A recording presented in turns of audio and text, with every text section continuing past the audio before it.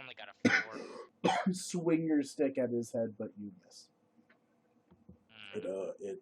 it passes by his head, and your stick flicks off into open air.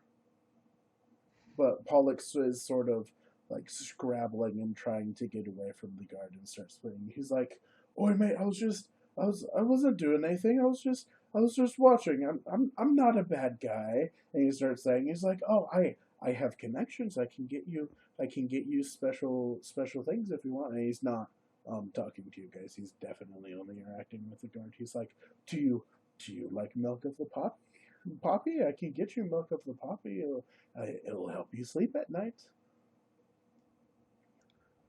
Guard, I kill him. no, don't say that. What'd you say? Real question is, how can he sleep at night? He's a scumbag. For whatever reason, scumbags don't seem to have trouble sleeping at night. As much as it pisses me off. I say to him, look, we can let this one go, but you have to tell us, how long have you been watching them? He says, persuasion.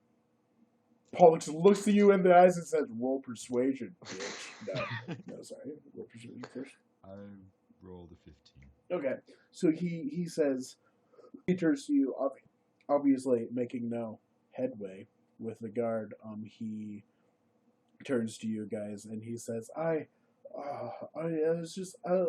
been up here for quite some time. It was when that boy ran in and told what's his name to announce to everybody else that Paiso wasn't coming. I left then because I don't know, all of these lectures are so boring. Have you been seen by anyone else up here? Roll persuasion. 14. He looks like his pride has been slightly wounded by your insinuation that he has been seen by everybody else, and he kind of just angrily nods to you, and he's like, "You're bloody right. I haven't been seen by anybody else. I had a real good thing going here, you know." No. Well, I tell him, listen, we don't want to keep you for long, but Yes, we do. we've had some trouble downstairs and we need to keep you with us for right now. Comply and we'll let this one slide. And I gesture to the guard that let's go back out to meet up with Daniel and Julian. Pollux cocks his head at you and he asks, "What kind of trouble?"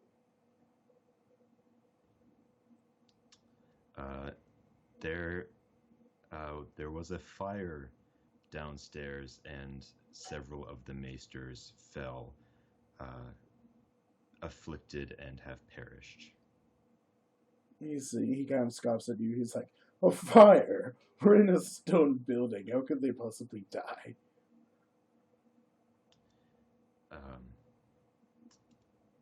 Because we're a bunch of twats when it comes to doing anything. I say it appears as though a torch caught a nearby tapestry on fire and it quickly spread. Unfortunately, no one was able to catch it before I'm trying to think of a really clever lie here. Basically, I'm trying to use Oh, persuasion.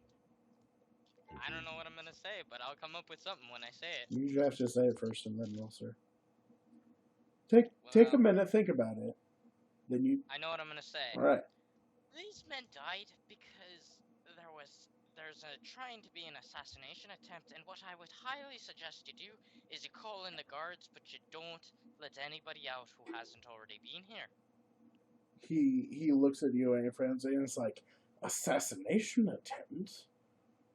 And then his face kind of brights up for a moment and he's like, "Assassination attempt? Do you know who I heard talking about wanting to kill other maesters?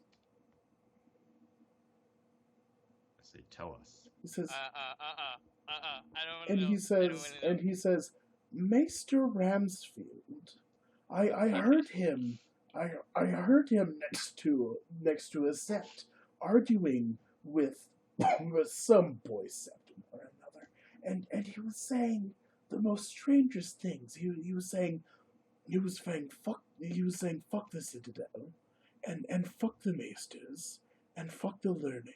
Apparently, as I was just happening by, I was not minding my own business, of course, and I heard him say that he's Lord Celtigar's Maester, of course, and apparently one of the Celtigar children got afflicted with a particularly nasty disease. I believe most people call it grayscale, and he called in other maesters from all around the Seven Kingdoms, but no one was willing or able to help him. And apparently now Lord Celtigar is threatening to throw him out of his house and leave him abandoned on the street, and have his name revoked from the Citadel.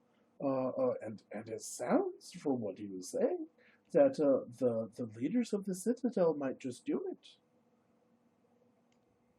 I'd like to make it clear that I got a 15. Congratulations. You succeeded.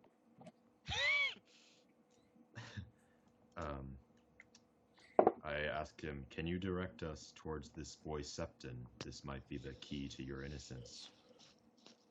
He says, also, sorry, roll persuasion.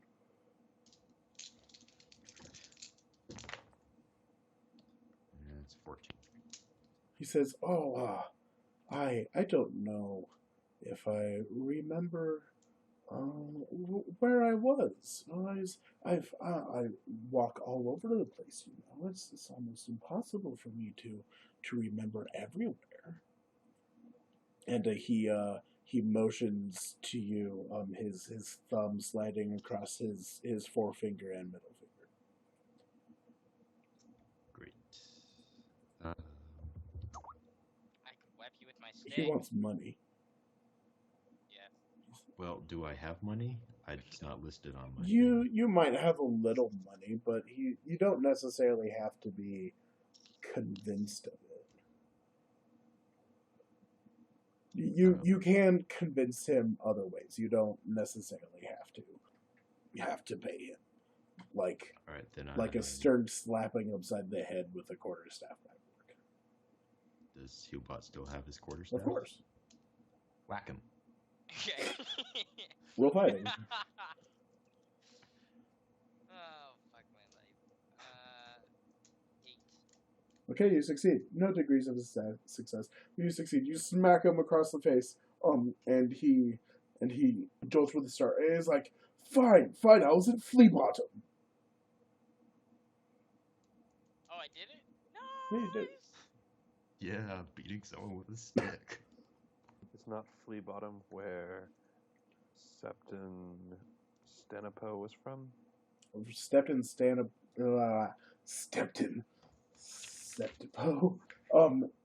Stanipo is from Gin Alley, which is fairly close to Flea Bottom.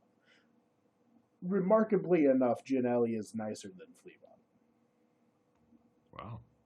Wow, kind of makes Flea sense. Flea Bottom is the gaping poverty pit of Kingsland. Wait, is that not where Eighth was directed when he had a bad roll? That is where Eighth went when he tried to score drugs.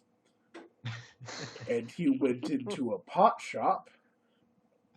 Because... I like that you remembered that? No, I remember this very clearly. And so, yeah, he went into a pot shop in Flea Bottom. And that's also where he got pickpocketed and lost all of his gold, is in Flea Bottom. Yeah. Also, where I one day will return and kill everyone in that freaking group.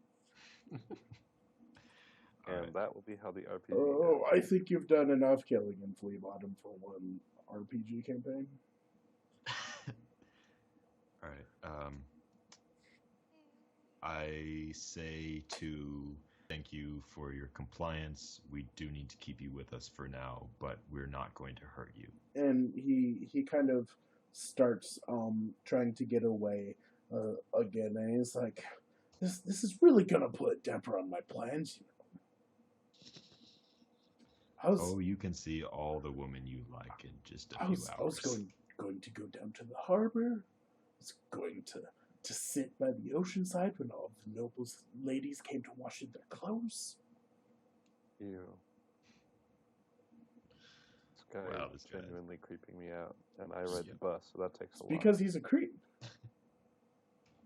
Yeah, I'm not suspicious of this guy. I just think he's creepy, and I want to keep him for Did information. we just decide that all people who ride the bus are creepy?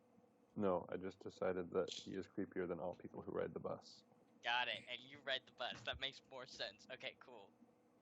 You like that save right there? That was a classy save. From riding the bus before, I personally know that not all people on the bus are going to be crazy, but there's always going to be at least one or two crazy people on the bus.